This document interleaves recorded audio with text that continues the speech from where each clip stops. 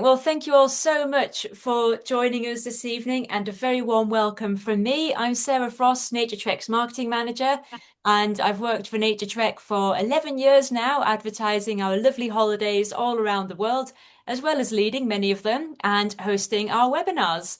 So this evening for our Botswana and South Africa Roadshow, I'm delighted to be joined by Grant Reed, our long-standing partner in Botswana and star of National Geographic's Safari Brothers, alongside his brother Brent.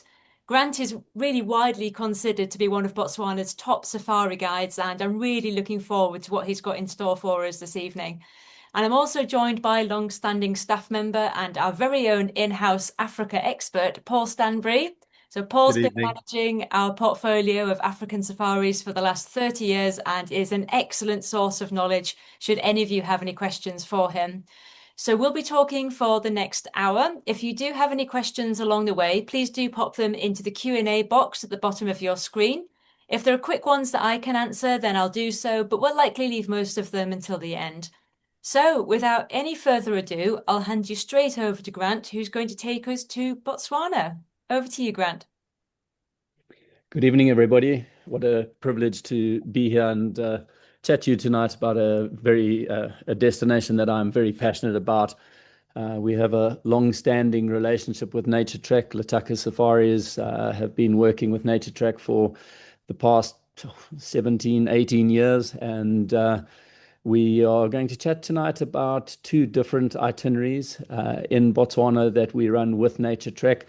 It's going to be a bit of an armchair safari, and I hope to give you a little bit of a insight into not just the product, but the places we go, some of the wildlife, and some of the birds. So sit back and enjoy. The Lataka Safaris product, what we do in Botswana, is known as the mobile tented safaris. And the whole idea behind this product, when my brother and I set up Lataka Safaris and we thought about where we wanted to go, we had the whole scope. We could have gone from super sort of low end all the way into the very high end.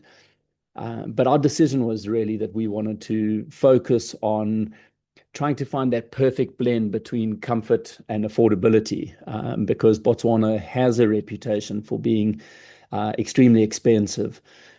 So made the choice to go into the semi-luxury mobile tented safaris.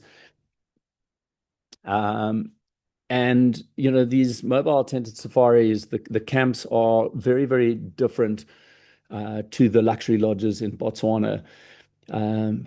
It's probably comes in at about a third of the price of doing luxury lodges, but that's not a sacrifice that you make in terms of product. I think some people are guilty of selling mobile safaris as well, if you can't afford to go to the lodges. But there's a huge amount of benefit to doing the mobile tented safaris. I think first and foremost, the most important highlight for me, as somebody who's been guiding my whole life, on the mobile safari, I can talk on day 9 about something we saw on day 2. And, as a guide, you really want to have a big blank canvas, and, you want to be able to tie stories together for people. And, as beautiful and as fantastic as the luxury lodges in Botswana are, when you're flying from one lodge to another, changing guides in every camp, you may be on day 9 of your 5th safari in your life, and then have people that first time to Africa, they've never seen a lilac-breasted roller, they haven't seen impala, and so your guides now are managing all these very different expectations. So the mobile tented safari really offers a much nicer continuity in terms of the guided experience, but it's also a lot more intimate with nature, just being on the ground. A lot of the lodges these days in Africa are all on decks, and you sort of preside over the wilderness, but you're not really immersed in it. So it's a really, really amazing product for people that want to go and really go and see Africa, not Africa light. They actually want the real deal.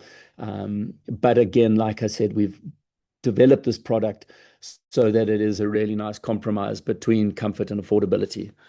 Um, so the vehicles, firstly, this is pretty much our office as guides.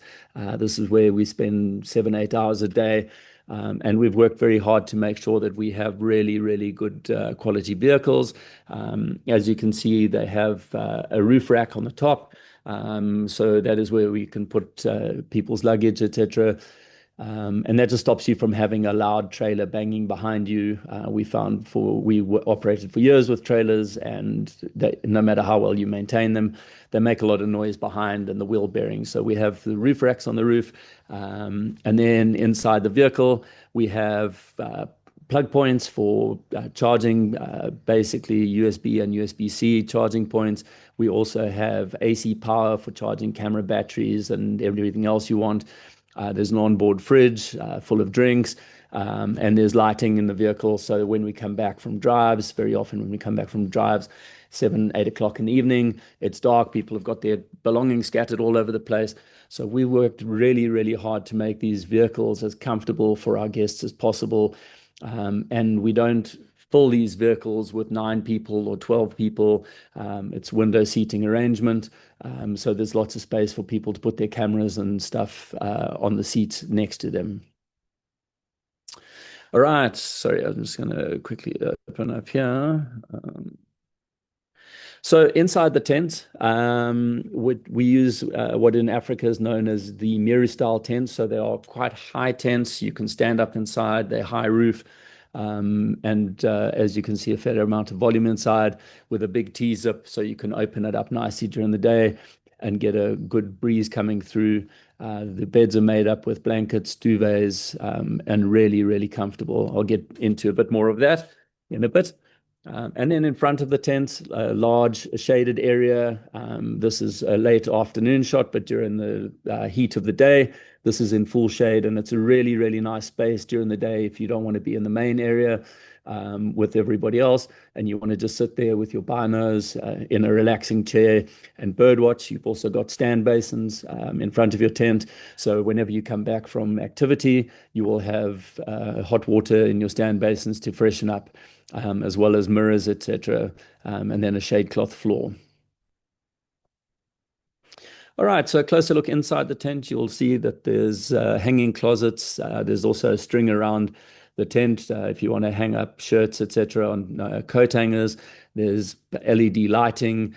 There's bedside tables with lanterns. So it's, again, super comfortable.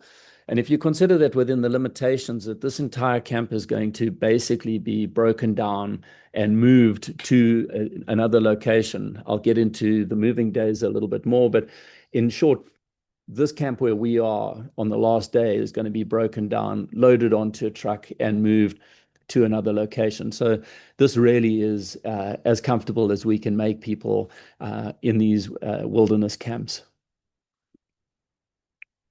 All right, the bathroom, probably for many ladies, the big question, what is the bathroom like? To be honest, everybody loves it. So the big question we get from a lot of the ladies is, tell me about the toilet. So the toilet is a short drop toilet. It's not exactly the same as the toilet you have, but it has a really nice wooden toilet seat. It resembles the toilet you have at home very closely. The only difference is, instead of flushing with water, it has an ash bucket next to it, and you have a spade, and you simply flush when you're done with ash and agricultural lime. It is completely odor free. As you can see, it's an open air bathroom. And then you also have the bucket shower. So the staff will come and take your orders at brunch time and say, right, who wants a shower today? Hot, cold, when would you like it? And you can shower any time of the day or night. I think one of the most amazing things is actually having a shower under the stars at night in the African bush. It really is an amazing experience. All right, so that's the tents in a nutshell. And then the other question is cuisine. A lot of people think that they're going on a mobile tented safari. They're probably going to end up eating bully beef out of a can. The food that the chefs produce on the mobile safaris is of an exceptional, exceptional standard. Everything is done on the open campfire.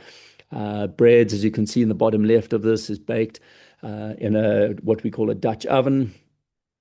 Every day there's fresh breads, there's fresh cakes for tea. Brunches always consists of a hot dish like a lasagna, a couple of salads, some veggies. So really, in terms of cuisine, the food is phenomenal. We generally have a light breakfast with cereals and toasts because we like to get out of camp super early, and then come back for a nice big hot brunch, and then followed with afternoon tea time and then dinner. Okay, so how the mobile safari works. Most of our itineraries, with the exception of one or two, but the itinerary I'm going to be talking about is 3 night stops. And those three night stays are really nice because it allows you to really get your teeth into an area and really understand what's happening in that area. As a guide, the third day is always my most productive day because I've worked out the tracks, I know where the animals are, and what's happening. Then on the fourth day, what happens is we get up really early in the morning and the guide takes care of breakfast. And while all of the guests are busy making their toast and doing everything, the guide is packing up the vehicle, getting that sorted, and the staff are busy breaking down your tent. So all that you are responsible for on the moving day is packing your bag and putting it on the veranda of your tent. And the staff will come and do the rest. Between the staff and the guide, they'll load your bags on the top of the vehicle. They load them into an enclosed PVC canvas so that your bags are protected during the journey. And before sunrise, we are out in the wilderness. What we generally do is spend 2 or 3 hours in that area around where our camp was, because where our camps are generally in very, very high game dense areas. Once the supply vehicle radios the guide and says they're on the road, we generally then start heading towards the other camp. We'll stop for a nice tea break, 8:30 in the morning. We'll stop and have tea and fresh cookies, etc. And then around about 12 o'clock in the day, we'll stop and have a lunch. Those nice comfortable chairs you saw in front of the tent, we take those chairs with us. And we have a nice, relaxed 2 hour lunch break. We set out lunch. People bring along a book, a Kindle, whatever they want. Some people just want to sit there with their binos. And it's just a break from being in the vehicle. And then it takes us generally from there around about an hour, hour and a half. We'll get to the next camp, get settled in, and then we head out for a sundowner drive. And that'll be our first drive in that new area. And following that, we'll have 2 full days before we then have another moving day. All right, so just to take you through the itinerary that we're going to be talking about, it's something we call the Reverse Northern Highlights. And so we as a company run this in both directions, but with Naturetrek, we do it my favorite way, which is starting at the top up here, Waterberry Lodge, an amazing lodge in Zambia on the Zambezi River. And from there, it's a very easy vehicle transfer to the Botswana border. And where you actually start your safari with us. So in the town here of Kasane, you are met by your guide. And here we do a beautiful boat trip on the Chobe River. The Chobe is a stunning, stunning river. On the right-hand side of the image, you have the Chobe National Park. In the center, you have the Sududu Island. This area of Botswana has the highest elephant population in the entire country. We have a massive elephant density in Botswana, but the Chobe River is really the highest density. This is where you're going to see the most elephants on your safari. But also some magnificent birds, very, very common. The malachite kingfishers, when the water levels are a little bit lower, you may be lucky enough to see African skimmer. And then the elephant swimming in the river is a major highlight. Sorry, I'm just going to pause for 1 second. My timer has gone off here, and I don't want to get into trouble with Sarah. Okay, and we're good. Just got to keep an eye on the time. All right, so moving then from the Chobe River, we head down here to Savuti, still in Chobe National Park.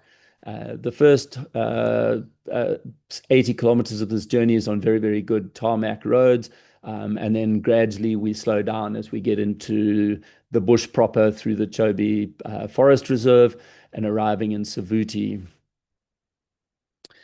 Savuti is a stunning landscape. It is a really, really magnificent area. It's almost half Kalahari and, sort of half the Mesic savanna of northern Botswana. It has some beautiful, beautiful outcrops of rhyolite with baobabs on top. Um, and then there's the Savuti Marsh, which is a massive, massive open grassland, which is continuous from where we start in Savuti all the way down to the Mababi Depression, around about 80 kilometers of open grassland. This flowed again. The Savuti Marsh actually flooded for the first time since I was in Botswana. I arrived in Botswana in 95. And it flooded for the first time in 2005. And for about 10 years, the Savuti Marsh actually had water and transformed into this amazing landscape with totally different wildlife and birds. But it's very diverse with these beautiful granite and rhyolite outcrops. In terms of wildlife, I think the big highlight for Savuti has always been the lion hunting, the elephant hunting lions. In the 90s, in particular, the pride of lions here was over 40 lions, and they hunted almost exclusively elephants. These days, it's a little bit more of an exception rather than the rule. There's two prides now. They've split into a marsh pride and pumpan pride. But it does still happen, and it's something that Savuti has always been famous for.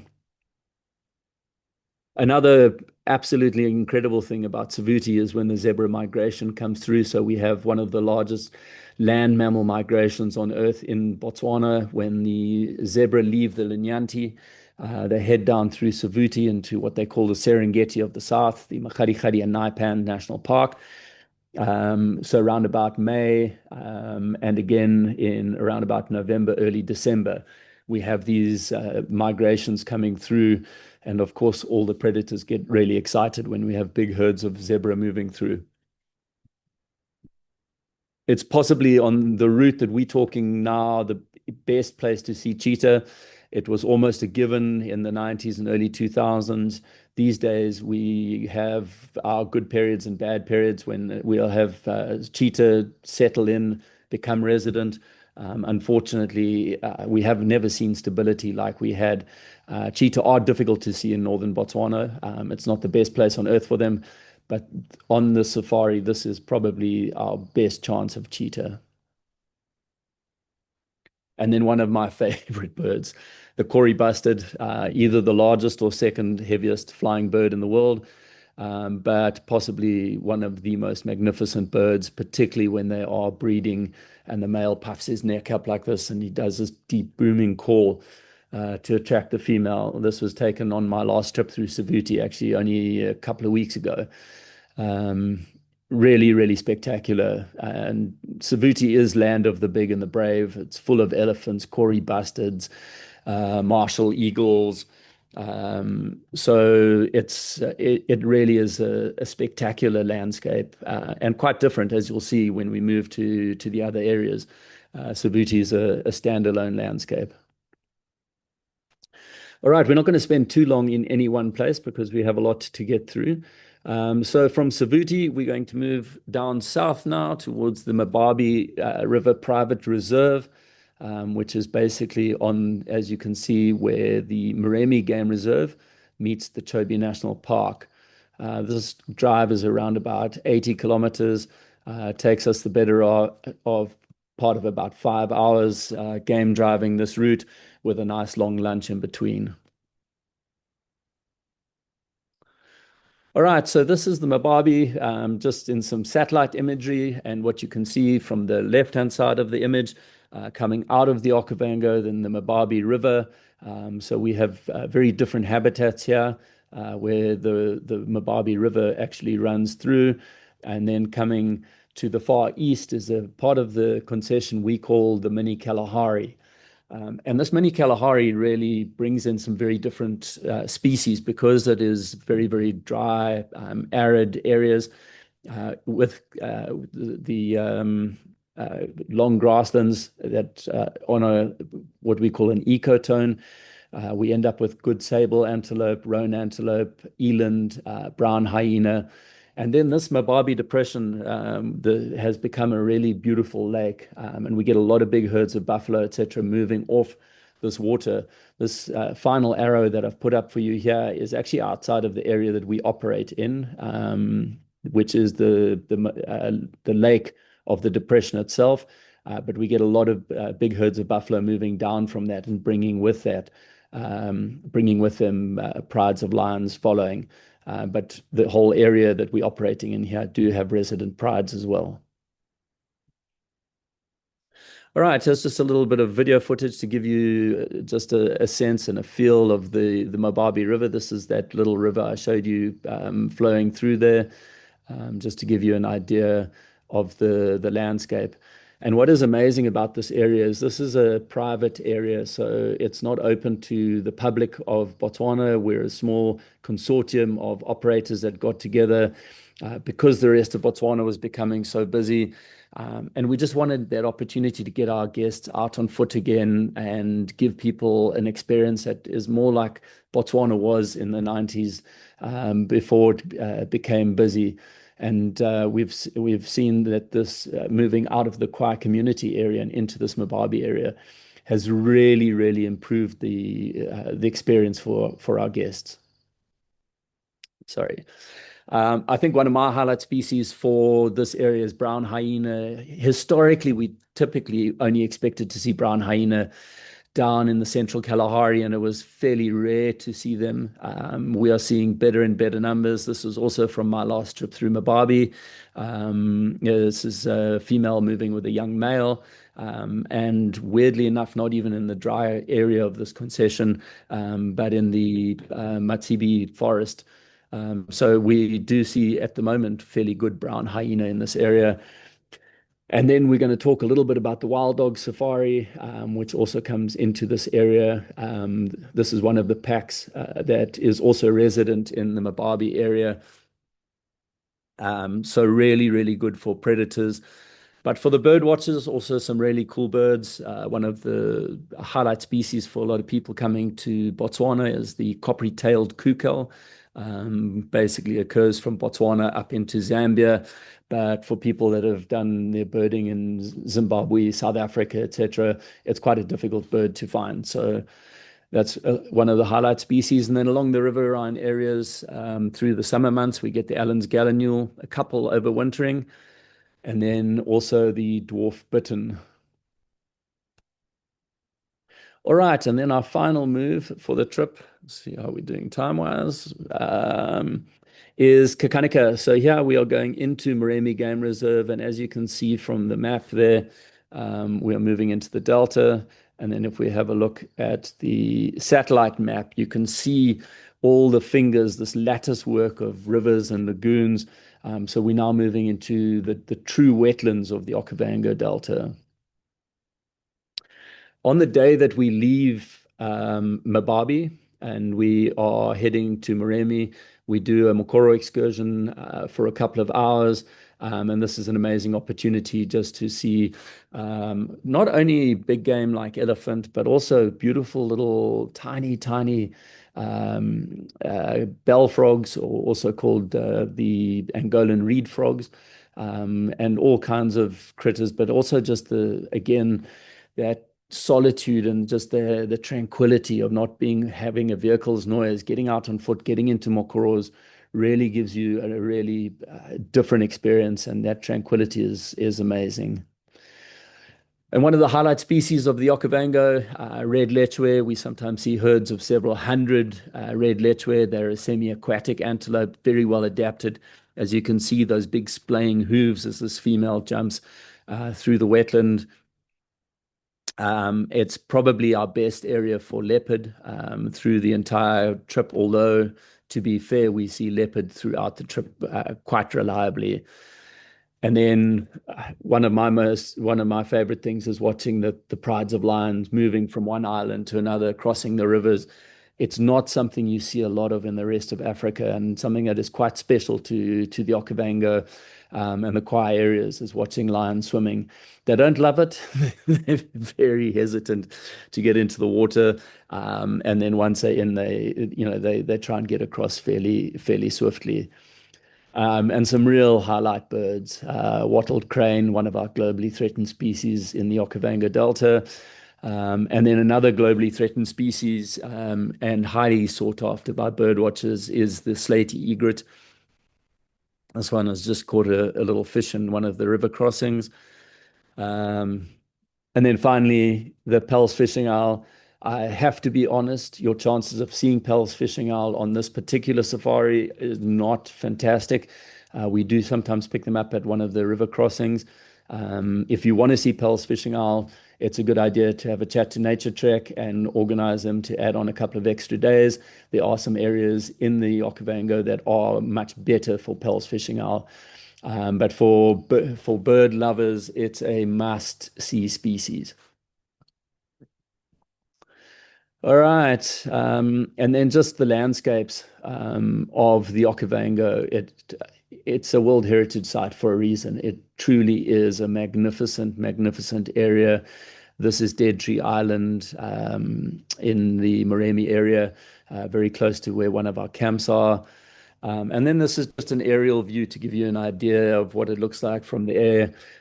So lattice work, like I said, of canals, lagoons, woodlands, and a magic, magic environment. All right, then just very briefly, the wild dog safari we alluded to. I've got a couple of minutes left. This is just a 6-night safari, so you can see at the top of this map, Savuti. We don't travel to Savuti.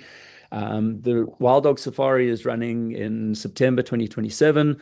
Why September? Well, September is a great time to see the dogs because the dogs are denning in winter, which is our June, July. By August, the dogs are getting a little bit bigger. By September, they're leaving the dens. Now, den sites are not something you want to get a lot of traffic in on. So by September, the dogs are leaving the den, but they're not going to their full range. So the timing of this particular safari gives us the best chance of seeing dogs.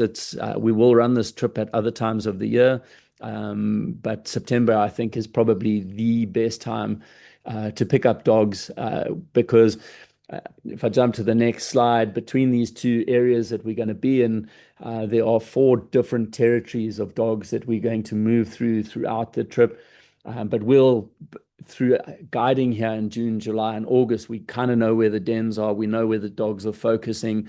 And having 6 nights in these 4 wild dog denning areas, we have an exceptionally good chance of picking them up. I have to say one caveat though is wild dog is a lucky species. You don't just go out there and track dogs. You can track leopards, you can track lions, but wild dogs, when they get out hunting and they're running at 50, 55 kilometers an hour for 5 kilometers, there's no human on earth that can track at that speed. So it does require a little bit of luck, but with basically 6 days in the area, out in the right places with the right guides, you have a really good chance of finding them. And then one last thing, just something we like to make everyone aware of. If you are coming to Botswana and you love your nature, a good idea is to download the Botswana Wildlife app. Before coming, it covers pretty much all the birds in Botswana, as well as your plants, your invertebrates, frogs, fish, mammals, trees. It's got all the fun facts, etc. And it's well worth just having in your pocket if you want to keep a checklist of the stuff that you see in Botswana. So I think that is me, Sarah. I'm going to hand back over to you. Yeah. Right. Great. Well, Thank you so much, Grant. Absolutely fantastic. Paul, I'll hand over to you for you to take us to South Africa. okay, will do. If Grant can just unshare his screen, please. Thank you. Perfect. Just give me a couple of So, moments. folks, I'm sure you might have a few questions for Grant. He'll happily answer those at the end. So please just pop those into the Q&A section. We've had a few come in already, or pop them into the chat so you don't forget about them. And we will come to those at the end once Paul has taken us to South Africa. Okay, one moment, nearly there. Hopefully that all looks Yep, okay. that's great. Yeah. Yep. Okay. Brilliant. Right. Right. Well, thank you very much, Grant. Yeah, thank you for the fabulous tour of Botswana. I'm now going to the next half an hour take you around South Africa to the south of Botswana. One thing I will say though, just one thing to note is that we are also operating our wild dog trip in 2026. So we have a September date in 26 as well as in 27. And this year it's going to be led not only by one of Grant's excellent guides, but also by Ben Chappell, who used to work for Naturetrek. He's one of our guides, but he's now working in wild dog conservation. So that trip is going to be led by a wild dog expert. So yeah, so we're running the trip this year and next. But onto South Africa. So we we've been running trips to South Africa now for for as long as I've been with the company, so for 30 years plus. We run tours throughout this fabulous country, focusing on mammals and birds and reptiles and butterflies, and even on cricket, as I'll be showing you a little bit later. But to access South Africa is a long flight. We use direct flights, normally with British Airways, into two gateway cities, into either Johannesburg, if you're exploring the east and the north south of the country, and to Cape Town, if you're exploring the Western Cape. There are 12-hour flights covering about 6,000 miles, overnight flights, but no, they're comfortable enough, and we always use a direct service. Incidentally, for Botswana, we also fly into Johannesburg. There are no direct flights into Botswana from the UK, so we fly into Joburg, and then from there we fly up to Maun. So South Africa, say it's a very, very varied country. It's called the Rainbow Nation due to its cultural diversity, but it's also home to a wonderful variety and diversity of wildlife and landscapes too, from the rocky Drakensberg Mountains to the wave-pounded coast of the Western Cape and the bushlands of the vast Kruger National Park. So this evening, I'm just going to take you to a few of these areas.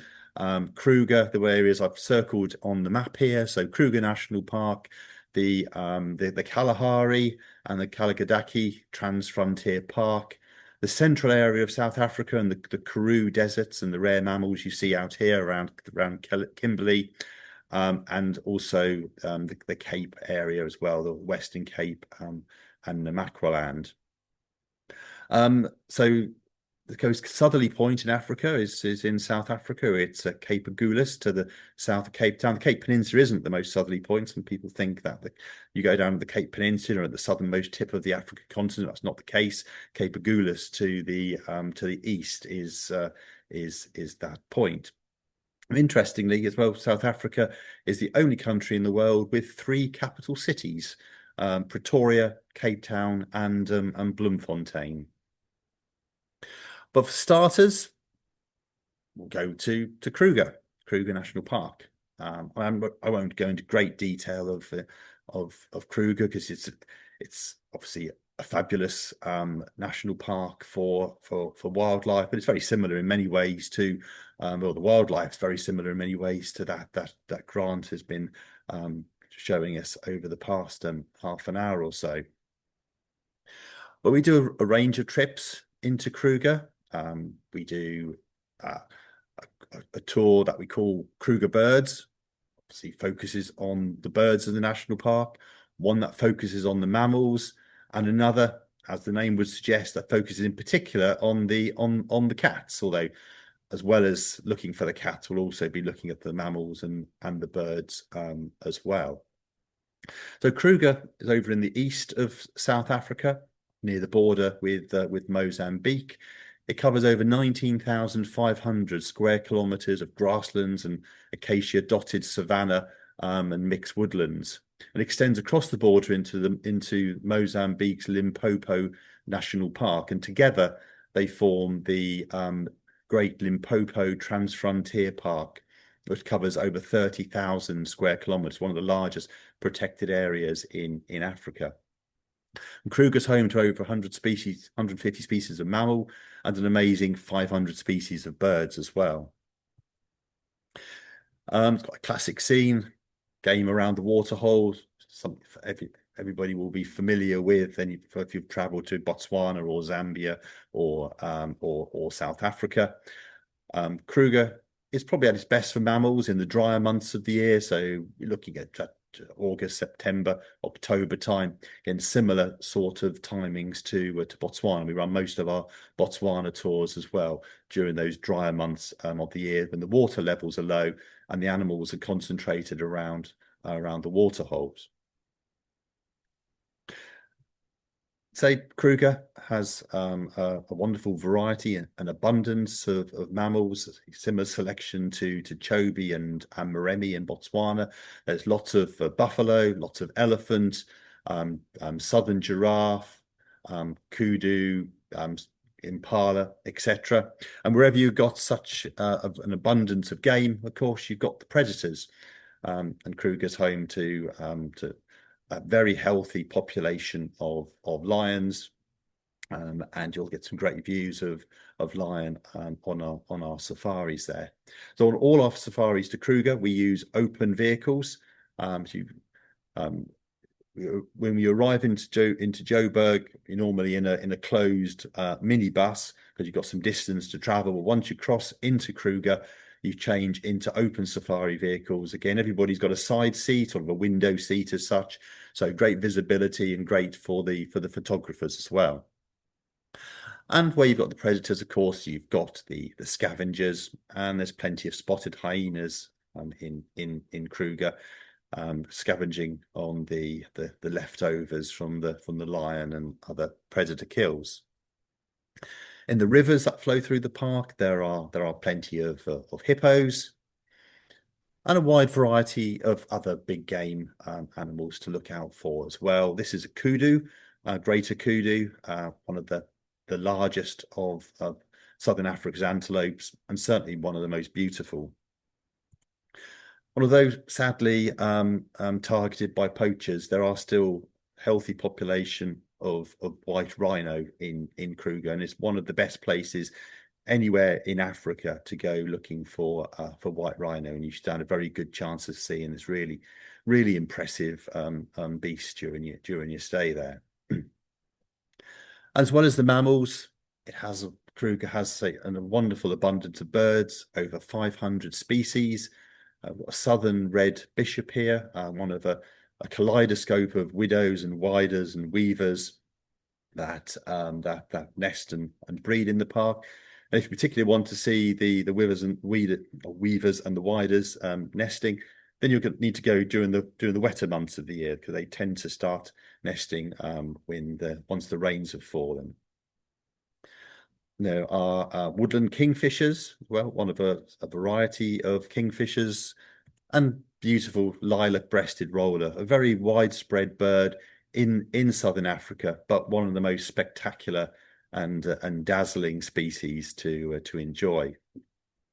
On the other end of the beauty scale, you have the wonderful marabou stork. Certainly, and probably only its mother could really love it, but they serve a very important role. They have a very important role in the ecosystem. Like the hyenas, they scavenge the leftovers from lion and other predator kills. And a very familiar sound of southern Africa, wherever you've got water, rivers, and lakes, is the African fish eagle. I'd say their shrill call is a characteristic sound of the African bush. And in Kruger, you can do night drives as well as your daytime drives, where you're not allowed to do night drives in private vehicles, but the park authorities have park vehicles where you can join a night drive and go out and search for some of the nocturnal mammals and birds that live there. South African crested porcupine here is one possibility that you might bump into on a night drive. There are honey badgers, a variety of civets and genets and mongooses, and some excuse me, some really great birds as well.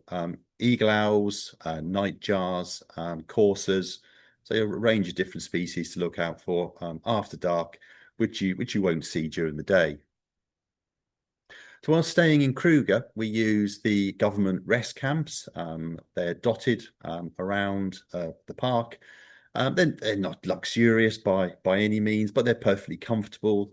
Your accommodation is in twin-bedded rondavels, all private facilities. A lot of them have their own little kitchens as well. So they're simple in nature, but they're perfectly acceptable, and they're typically in good locations for the wildlife. On our Just Cats trip, though, after we spend a few nights exploring Kruger, we move over to the neighbouring private reserve of Sabi Sands for a few nights of luxury to end the tour.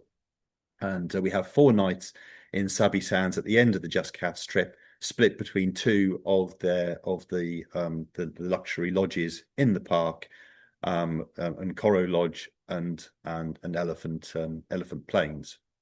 And Sabi joins Kruger. The animals wander freely between the 2 reserves, but it is a particularly good place for leopard. They have habituated leopards at in Sabi. So one of the best places really in all of Africa to get really good views of leopard, both during the day and also maybe when you're out doing the night drives. On our trips to Kruger, we on a couple of our tours, the Just Cats tour and our Kruger birding tour, we stop off at the Blader River Canyon en route, not only for the landscape. This is the spectacular spot, 3rd largest canyon in the world, but it's also quite good for birds as well. It's a good birding area, some different species here than you won't see down in the lowlands of Kruger National Park. Tighter falcon if you're very lucky, although they're very difficult. And we'll also go up into the highlands around Dullstroom, again, to do a bit of birding up there as well. You might see Gurney sugarbird here. It's an endemic to South Africa. And there are some different mammals up in these, say, higher altitude areas that you won't see down in Kruger. But that's just a brief overview of Kruger and its wildlife and landscapes, etc. We do a lot of trips and have done for many years down the other side of Africa, going from the eastern Kruger down to the southwestern tip of this of Africa, down to this South Africa's Western Cape. And our 2 main tours down here that focus on the birds and the flowers and the mammals and the landscapes of this very more Mediterranean habitat area than Kruger, is what we call one trip called the Best of the Cape, which is a 10-day holiday, and a more botanically slanted tour called Wildflowers of the Cape and Namaqualand, which is 13 days, nearly 2 weeks. So the Best of the Cape focuses on the Cape Peninsula and Hermanus and that southern tip of the African continent. And the Wildflowers of the Cape and Namaqualand again starts down around the Cape, but then moves north up into Namaqualand, up near towards the Namibian border, to explore the deserts up there when they, rains permitting, become awash with flowers. But all of our trips to South Africa's Western Cape start in Cape Town, and we fly into Cape Town Airport and have a few nights around the Cape Peninsula. So we run our Cape tours in August and September, and this is a great time of year in particular for the flowers, which come into bloom in August and September time. Here's got a photo looking across at Table Mountain without its tablecloth of cloud, which tends to build up in the afternoon. Another view here of Table Mountain looking across False Bay towards the mountain itself. The landscapes around here are beautiful. We've got rocky coastlines. We've got the sea, of course, the mountains covered in natural fynbos vegetation. And there's a range of different birds and animals to enjoy. Down on the Cape Peninsula, we'll be going to Boulders Beach, which is home to about 1,000 pairs of African penguins. It's one of only 2 mainland colonies of African penguins in South Africa. And it's wonderful views of these amazing animals. You can wander through the kind of boardwalks through the colony, and it's a great place to enjoy these amazing birds, as well as other species like rock hyrax, which run around, and Cape robin chat, and a wide variety of other birds to enjoy as well. And then we spend also on all of our trips to the Cape. We'll go to Kirstenbosch Botanical Gardens, which sits on the slopes of Table Mountain, and it's covered in the natural fynbos vegetation, which is part of the Cape Floral Kingdom. So one of only 8 kingdoms in the world, and home to 8,500 species of flower, phenomenally diverse botanically. And there are over 7,000 of South Africa's plants in Kirstenbosch, including the spectacular King Protea. In September time, in August and September, all the flowers are out, and as well as enjoying the botany in Kirstenbosch, it's a great place for birding as well. In particular, the sunbirds come down to feed on the protea and the pincushion flowers. This is an orange-breasted sunbird, endemic to the region, and the beautiful malachite sunbird as well, another endemic. As well as exploring the fynbos and Table Mountain area, we'll head a little bit further inland to some rocky coast, a bit of rocky coastline around Ruils, which is particularly good for Cape rock jumper, another endemic to South Africa, and the ground woodpecker too. And we'll head south onto the Cape Peninsula itself, which juts out into the Southern Ocean, and you get to see this bizarre juxtaposition of birds and animals against the rough seas. Ostrich here against the white caps of the Southern Ocean. And the proteas and fynbos are again home to some more endemics, like the Cape sugarbird.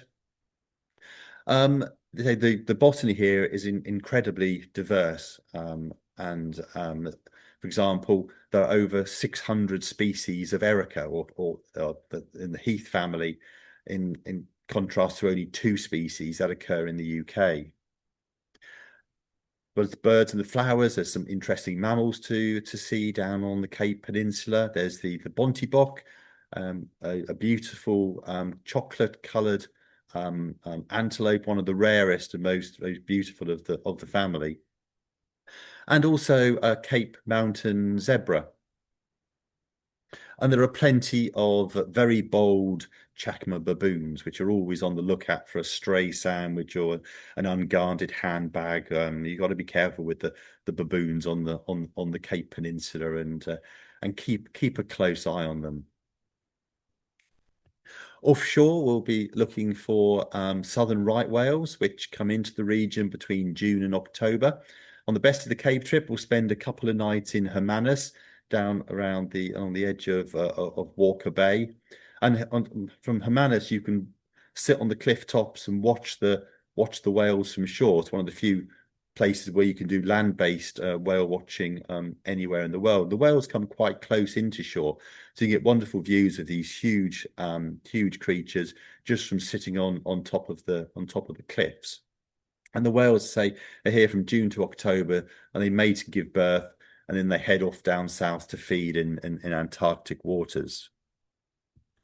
And on our Best of the Cape tour, we'll take you out to sea as well, follow the whales out into the turbulent waters of the Indian Southern Ocean, looking for seabirds. This has to be said is not for people with a weak stomach. The seas down here are not known for their mill pond calm conditions, but for those interested in seabirds, it really is a fabulous trip south from the Cape Peninsula. Lots of black-browed albatrosses, and the idea is to find the fishing fleets that fish in the waters off of South Africa, and it's the fishing fleets that draw in the birds, the shearwaters and the petrels and the albatrosses. For those with a particular interest in botany, you should look at our Cape and Namaqualand holiday, because that one goes a little bit further north, out of the Fynbos and up into Namaqualand to enjoy the spectacular flowering of the daisies and the other flowers that occurs in August and September. And we head north, say up past the West Coast National Park, up and spend our time around Nuhudville and Kamiskroon to enjoy these, hopefully weather permitting and rains permitting, these amazing seas, carpets of flowers stretching from one horizon to the next. And we'll explore the Namakwa National Park, which is home to an estimated 3,500 species of plant, up to which of which about 1,000 are thought to be endemic to Namaqualand. But this region is the only declared desert biodiversity hotspot on Earth. And the thing to be aware of, though, is there's no guarantees. The intensity of the flower displays here, they vary from year to year, and they are dependent on the amount of rain that falls during the winter months. So if you get good rains in sort of June, July time, then the deserts are awash with colour. If the rains are poor, then the flowerings are not quite so good. And maybe even the gemsbok, beautiful gemsboks, sat amongst a carpet of colour. And there's some great birds to be seen up here, as well as the flowers. The blue crane, which it's endemic to southern Africa. They occur in Namibia, but the greatest, largest population is in South Africa. And the colourful Bokmakeri shrike as well.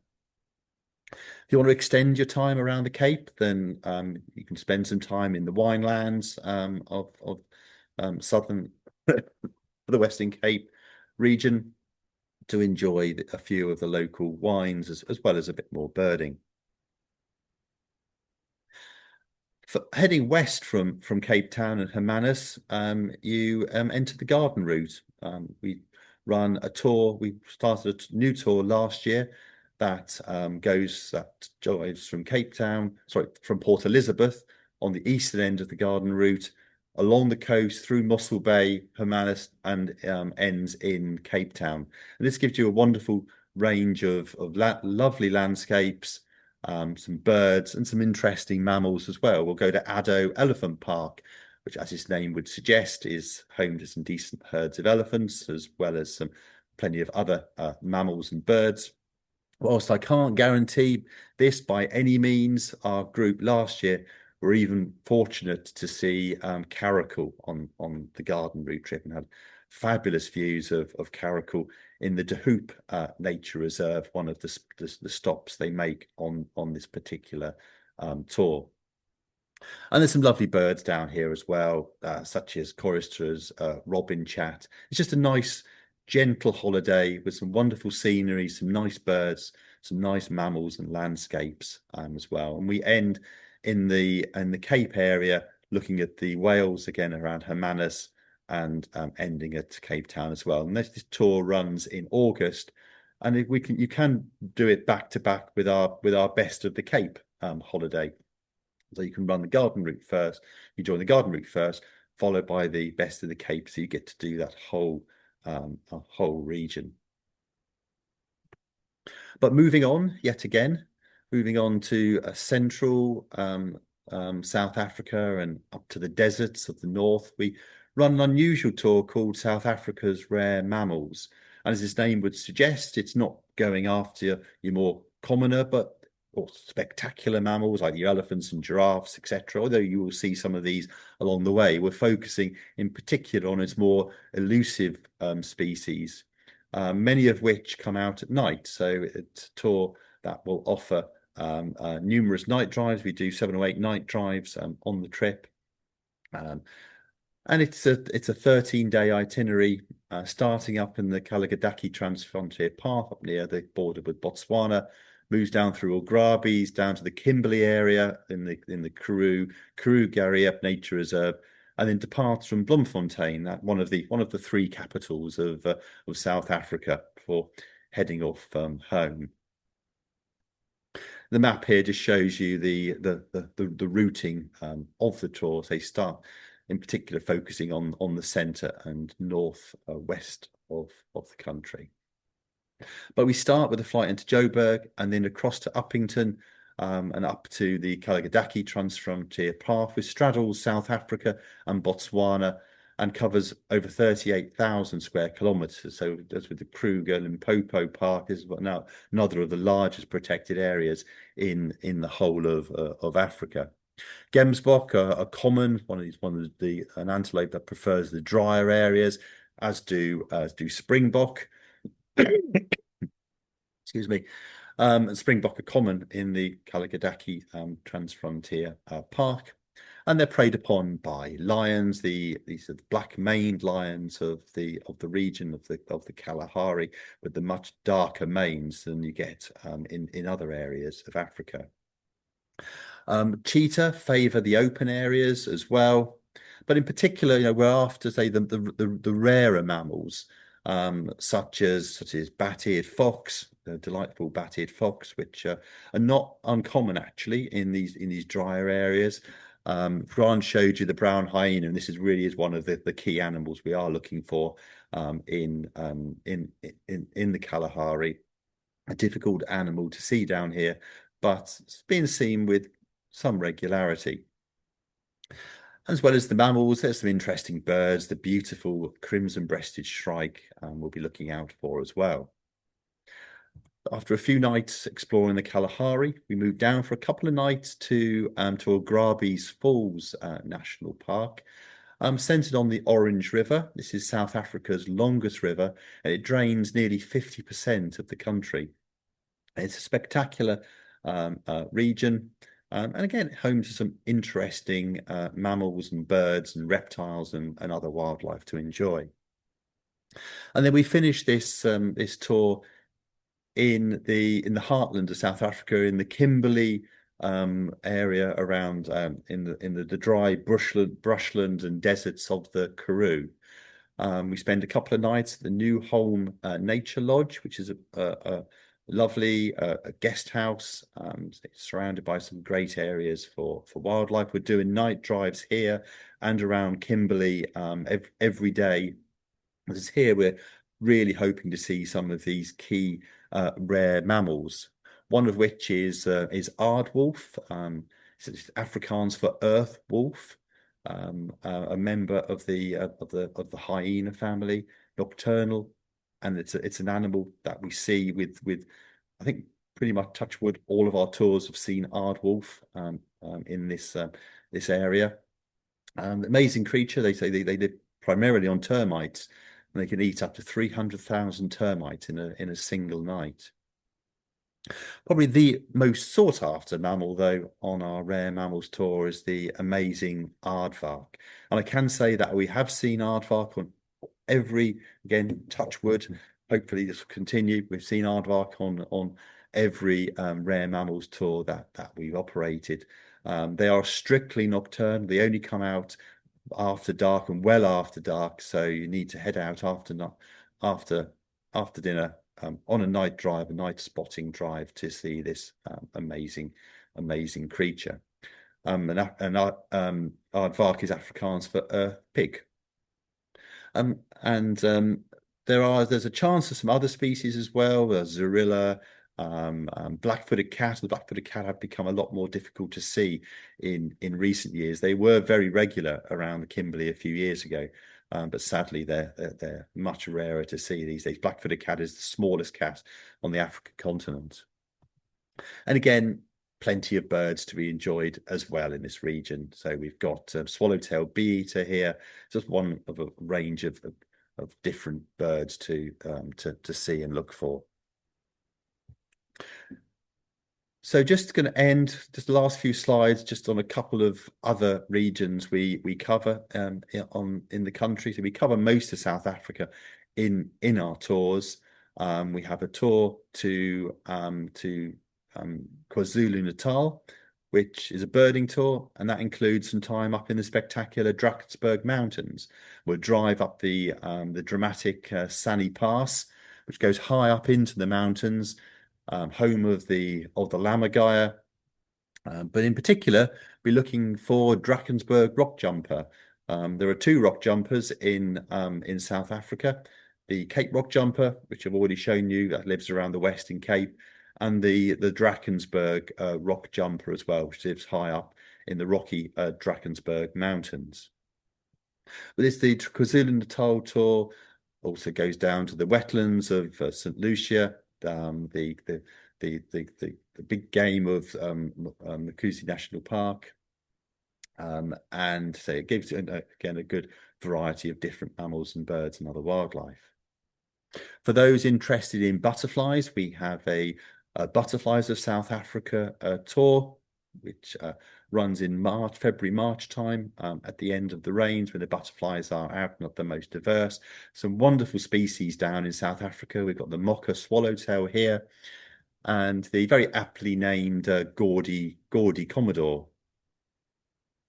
Those with a particular interest in amphibians and reptiles need to look no further than our two amphibian and reptile tours to South Africa. So we have one that focuses on the Western Cape and Namaqualand, which will go up to Augrabies National Park, home of this colourful lizard, the Augrabies flat lizard, and another that goes to the east of the country, to eastern South Africa, again home to a range of other species, flat-necked chameleon perhaps, and so a range of other snakes and reptiles and amphibians. And we're also going to be launching in the near future a few trips to coincide with the England cricket team's next tour of South Africa, which will be in December 2026 to February 2027. We're still waiting for the dates to be finalised, but a colleague of mine, our managing director, Andy Tucker, who's a big cricket fan, is keeping a close eye on the dates. And as soon as they're finalised, we'll be sending out more details on that as well. So that is it. I'll end there. That's just an overview of South Africa and its very varied landscapes, mammals and birds, and butterflies, etc. Any questions at all on our South African tours or other Southern African destinations, please let me know, and I will end it there. Thank you very much. Thank you so much, Paul, and thank you to Grant if you're still there, hopefully.